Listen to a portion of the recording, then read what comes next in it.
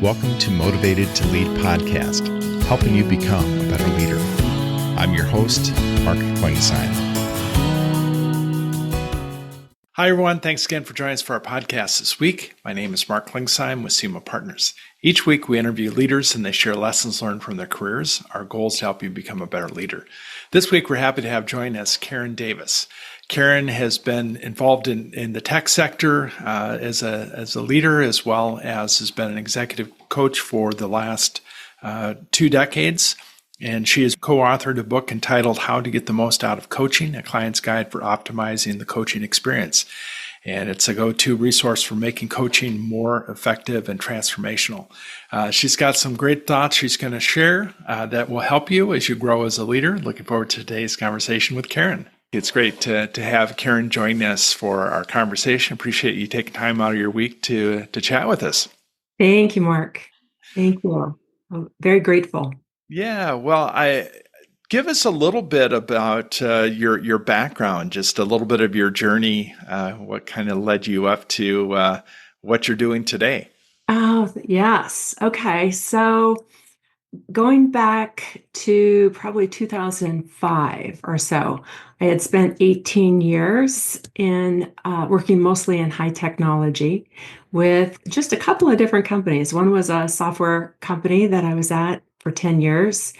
They were a startup and they went through acquisition and then on it to merger. And so to a publicly held company.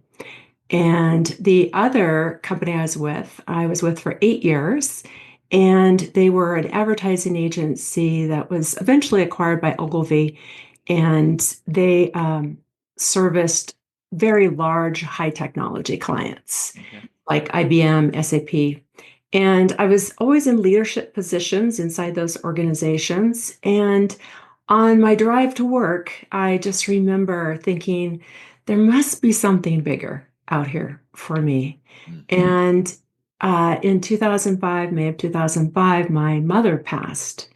And she had a massive stroke. She was very young. And she had suffered from paranoid schizophrenia for most of her life and most of my life. Not most of my life, not necessarily most of her life. And I just stood there at her graveside and I had just this knowing that there was something bigger out there for me. And so fast forward to July of 2006, during the acquisition by Ogilvy of this advertising agency, I was presented with a 7-year non-compete. And I thought, wow, this doesn't align with what I want. I'm not sure what I want, but I know this doesn't align with it. And so I had equity in the company and I decided in that moment to leave. I thought we'd get it all worked out. I went in that morning thinking, oh, we're going to get this worked out. It didn't get worked out. And no one was more surprised than me. And so for about a week or so, I was sitting right here at my desk and thinking, well, what's next? I'd been working since I was 10 years old. And my phone rang. And I actually thought it was a telemarketer. So I kind of picked it up abruptly. Sure. And it was a consultant we had worked with back in 2004. And she had some work that she needed done. And I very immediately just said, yes, absolutely. I can do that, whatever projects you need. And then from there, I picked up some other consulting business. I had 5 clients that year. And then I decided to start doing some volunteer work because I'd been working so much. I had 2 young kids at the time. And I just felt like it was time for me to give back. And so I volunteered for the Business Marketing Association, ran their national conference, and I also volunteered for the Emergency Food and Family Assistance Program. And that was here in Boulder, Colorado. And I had convinced a recipient of the program to be the annual speaker for the conference. No one thought it could be done.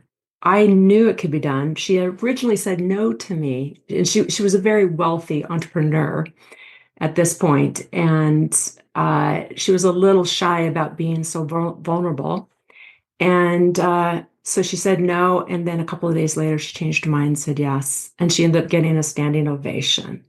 And so that then had the attention of one of the board members. And that board member, to this day, I'm so grateful. I'm going to put a shout out to her. Her name's Nancy Sanders. Came to me and she said, Karen, have you ever done coaching? And so this is early 2007. And coaching really wasn't a thing. Maybe there were some people in coaching, but it was very much in its infancy. And I said the same thing that I always said in consulting is, I haven't done that and I can do that. And I went out and I looked for books on coaching so that I could understand the difference between coaching and consulting. And she introduced me to a CEO where she sat on their board. And I went, interviewed, and started coaching all their high potentials. And then I had more business and I just loved coaching. And that's how I landed in coaching and have never looked back. This is my home stretch. Absolutely love this profession. And it's been just so rewarding. So rewarding. Yeah. Well, that's a great story. And again, it doesn't sound like you thought about coaching as a career, that it just kind of evolved in that. And we're going to be talking about a book that you wrote just a few years ago, and I've got a copy here, and I see you've got one there behind you. But we're going to be talking about how to get the most out of coaching. And I thought it's such a great thing. I work with a lot of executives, and most of them have hired coaches in their career to kind of get them where they are today. But I love the topic of how to get the most out of it. I don't think, again, I don't know another book that deals with that, but love to hear kind of why you wrote the book as a coach yourself, and what was the thing that inspired you to write this book. Yeah. So I was walking with my partner. He's my life partner. And then we co-collaborate on business projects from time to time, Alex Mill. And he said to me, it was like a Saturday morning, we're walking, it's just a beautiful morning. And he said to me, he said, Karen, I wish I had something for my clients when they first come into the coaching, that they understand what their role is in the relationship. And I just stopped in my tracks. I'll never forget. We were walking under this little tunnel under a street, and I just stopped. And I said, you know what? There is nothing out there like that, because I've looked for it. And you should write that book. And he said, no, you've been coaching longer. You've been working with a coach longer. You should write the book because you really understand how to get the most out of coaching. And so the two of us kind of went back and forth. We both had authored and co-authored books, and so we knew what went into it. And then shortly after, COVID hit, and we were like, all right, this is like the perfect time. We're indoors. Let's go write this book. And so I agreed to take the lead on the book, and we started writing it. And I'll tell you, it wasn't easy for me to put myself in the position of the client. I kept putting myself in the position of the coach. And I was bringing that into my coach, Steve Chandler, at the time. And Steve finally just said, Karen, very loudly, there's no other book out there like this. This is your book. Go write it. And that was really what I needed. Just that little push by my coach to really start laying out all of the chapters and writing the book. And so that's the origin of the book. And it's just such a wonderful book because it really bridges that gap, right? There is a huge void in the coaching industry. And there's really no other book that is written specifically for the client to teach the client how to be the absolute best client, and how to get the most out of that coaching experience. So, what are some of the responses you've had to the book? What are some of the people that have read it? Yeah, Said? yeah. Well, we originally thought our primary target audience it was going to be clients. And it's turned out that our primary target audience are actually coaches. Okay. Coaches are buying this book for their clients at the very onset of the relationship. And some things that they're saying is that it's practical and it's absolutely essential for the client and the client relationship, that it improves that relationship dramatically. And the concepts in the book are they're very simple concepts. And so it has a lot of 5-star reviews. It's sold on Amazon and all online bookstores around the world. We have people buying it in Germany, the UK, all over the world. Um, and so it's the biggest thing I think is that it is really essential for that relationship, and that some coaches have said they've made it mandatory. If you go out and read some of the Amazon reviews, they've made it mandatory for their clients to read it before the engagement. I do that, and I send out 10 questions that really help my clients understand how to comprehend the book. So it kind of goes back through each of the chapters and reminds them of all the different aspects of the book. Some traits of someone that you think is highly coachable. We have a whole chapter 3, dedicated to some of the we call them coachability traits, and not the big important thing to keep your listeners abreast of is that you don't have to have all these coachability traits, that they can be coached on. But some of the big ones are like having a bias for action, because action is really important. Taking action between the sessions is really important. Self-awareness. And again, you may have some self-awareness at the beginning of the coaching experience, but then as you continue to coach and build that sacred space of trust with your coach, it begins to expand and evolve over time. Um, Having curiosity is really important, to be open to new ideas and to new concepts that might be arising. Your coach is going to evoke from within you your own inner wisdom. And the more curious you are about that, the deeper you will be able to go with your coach. An openness to experimentation is really important. I often say to my clients that, hey, is this something you'd like to experiment with and try? Because oftentimes we're a little resistant to change. And so if we pose it as an experiment, that's always better. So those are just a few of the coachability traits. We go a lot deeper in the book. I think a lot of new leaders struggle with that imposter syndrome, trying to appear like they know everything and that they Yeah. have arrived.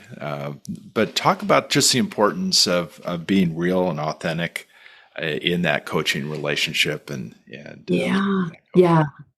Well, in coaching, it's very different than, say, mentorship or casual friendship relationship, right? That in coaching, there's a sacred space of trust and there's no judgment. Most coaches who have coached, I've coached for 18 years, we've heard a lot. And so there isn't much that you can bring in to the coaching, right? That we haven't either experienced ourselves or we haven't heard from other clients. And so building that sacred space of trust for them to know that they can show up and they can share whatever is going on in their life. And a, what I do, a coach, not all coaches do this, but what I do is I work on both the what I call the goal line, which is that achievement line, and then what I call the soul line, that inner work. And so if there's something going on with family, with friends, extended family, something, that's really personal, um, could be your spiritual life, could be your health. That all gets brought in to the work that we're doing. And so it's not always the goal line. We do a lot of work on the goal line, how to communicate, how to manage up, how to, there's so much of that. Sure. And there's also these other aspects because when we work on the soul line, the goal line rises. And when the goal line rises, the soul line rises. And so they're very interchangeable. Oftentimes there's something that's happening in the workplace, a pattern, a habit that you have that's also showing up in your home life. And so it's very interchangeable. So, just that importance of being authentic and real with your coach. Anything else that if somebody is going to be derailed as far as in their coaching, what are some common things that you see? Yeah, yeah. So we have a whole chapter dedicated to derailers. That's chapter 5. And oftentimes, we'll see people who show up into the coaching and they'll be focusing on others. And so they'll be telling a story about their manager, telling a story about their colleague, telling a story about their direct report. And that's all well and fine, except that those people are not in the coaching. Sure. The person that I'm working with is the only person that can change. And when they change, everyone else around them changes. And when they begin to understand this concept that only I can make these changes, that then everyone else is going to rise up to them and meet them. And so that's one derailer is coming into a coaching session, talking about other people. An- Another is really, going in and telling these long stories that a coach really only needs a little bit of context to be able to coach, that you don't want to come into a 60-minute coaching session and spend 30 minutes of it telling a story. So we want to get those derailers out there at the very beginning of the relationship so that the client understands, oh, okay, it'll be unproductive if I'm bringing in stories about others, or I'm telling long stories, or, we have several other derailers that we cover in the book. So that's just an example of a couple, Mark. So the people that get the most out of coaching as far as in preparing and what they do between, you mentioned earlier, what they do between sessions is so important in getting ready. What are some of the things that people that you find are most successful do as far as in prepping for those Yeah, yeah. sessions? So I'll speak to my own experience first and how I prepare for my coaching sessions, and then I'll speak to my clients that have really excelled. And in terms of my own experience, I create a system. Years ago, I created a system where I track in between sessions what it is I want to bring to my coach. And I just keep it on my phone on a reminder app so that if I'm out walking, I can very quickly put it in there. And then what I do is an hour before my session, I have 3 hours blocked, 1 hour for coaching, 1 hour for pre, and 1 hour for post. And 1 hour before, I'm going back to that list and I'm prioritizing it because I know we may not get through everything that I have. And it's a rolling list from time to time. So some things I've already resolved, some things are not don't seem as important. Then I bring that into the coaching. We work on it. And when I talked about having this bias for action, that's what the post time is. That if I can get into action right away, I know that I'm going to create results. And whereas if I block time later in the week or I put on my to-do list, it may or may not happen, right? Very, very typical. And so getting into action right after a coaching session, I think, is imperative. And what we talk about this in the book, and some of the other things are like not having distractions during your session. Sometimes I do both phone coaching, I do coaching over video, and then, of course, in person. And what I see sometimes is that, I might hear like a microwave going off or a toaster popping up, or, I'm like, or they might be driving. I hear signals, and it's what's going on? Pull over. This is you're in a coaching session. So, things like that. So both really that preparation before, during the session, and after. And I would say my clients have all been trained, and they do this, and they get just extraordinary results. And it's just really fun to watch. Really fun to watch. So you have ongoing coaching, which I love to hear that Yes. somebody who, it's kind of in my industry, worked for large search firms, and they always hire other search firms to do searches for them. And I think, okay, so you believe in the process yourself in order to, but talk about that, your coaching relationship. Is that something that you do ongoing as far as throughout your coaching? Yes. So I hired my first coach back in 2007. When I started coaching, I thought to myself, well, yes, I can go out and read. Yes, I can get certified through the International Coaching Federation, which I've done, take coach training, and of course, hire a coach, right? So that you see how that coach coaches you and you benefit. So it's kind of like a double benefit. And one coach that I've worked with for many years, Steve Chandler, is an icon in the industry. So I've worked with some of the absolute best in the industry: Rich Litvin, Steve Hardison, and that has really helped me become a great coach and a better human being as well. Like I said, it's that goal line as well as the soul line work. Big believer in coaching. So, as somebody is thinking about hiring a coach, what are a checklist of, are you ready to get coaching? Do you think everybody can benefit from coaching, or do you need to be at a certain stage? I personally believe that anyone who is committed to coaching can benefit. 100%. They can benefit. Now, do they have chemistry with that coach? Have they had an experience of coaching? Some of the coaching schools will say have a 30-minute chemistry call with your potential client. I'm not a believer in that. What I'm a believer in is have a 30-minute to 45-minute introductory conversation.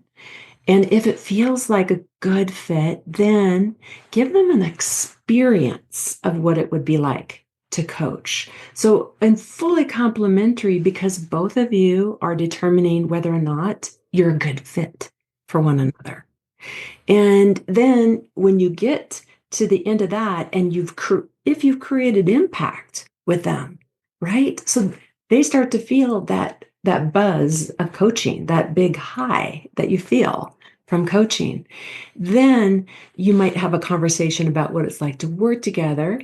However, if you haven't created impact, maybe you continue and give them another session until you're at that place where you just see the light bulbs go off, like, wow, I had no idea this is what it could be like. So that's what I'd encourage anyone who is searching for a coach. Slow it down, have that experience, and be certain that this is the right person, that you energetically have chemistry together, that this is a person that you could imagine spending a lot of time with. Sure. Yeah. Yeah. So any books that you recommend to leaders that you definitely put your list on, or put your book on that list for people to read? Anything that's Yeah. made an impact on you that you think? Yeah. So, as I mentioned, I've worked with Steve Chandler for many, many years, and he's written over 30 books. And so I highly recommend all of his books: Reinventing Yourself, 100 Ways to Motivate Yourself, Right Now, The Hands Off Manager. Those are kind of the top ones for your audience. I know Ron Carucci. I love his work, Rising to Power, Leadership Divided. So those are a couple. And then I also know Jim Farrell of the Arbinger Institute. And favorites: Leadership and Self-Deception, The Outward Mindset, and even Anatomy of Peace. Those three really come to mind. My bookshelves are full. I could go on for days recommending books. Yeah. So outside of work, what do you do to recharge? I like to walk. I love walking. I weightlift 3 times a week. So I'm at the gym lifting weights. I'm a telemark skier. I started telemark skiing back in 1984. So that's where Okay. your heels are loose and you do deep knee bends down the mountain. Okay. Very So, cool. yeah, yeah, not as good as I was 10 years ago, but my body just isn't quite keeping up. But I try. And Yeah. I'm a big fan of family dinners. My kids are 31 and 27 now, and so love having the family dinners together on Sundays. Yeah. Yeah. That's great. So how would somebody learn more about you and your work? Probably going to my website, KarenDavisCoaching.com. I also have a YouTube channel, and I'm out on LinkedIn. And so my all those, you can go out to my website to get the links there. So the best place to go is Karen Davis Coaching, or you can email me at Karen@KarenDavisCoaching.com. Karen. Yeah. Great. What parting advice would you give to our listeners that are new and up and coming leaders? Ah, parting advice would be that if you haven't had an opportunity to work with a coach, that definitely pick up this book, read through it, see if it resonates for you. And if it does, then start looking for a coach. At least go through a couple of sessions and see if it evokes change within you. Thank you for listening to the Motivated to Lead podcast. Please subscribe on iTunes. You can also see a video version of this interview at motivatedtolead.com. This podcast is brought to you by SEMA Partners, helping you find your next great leader.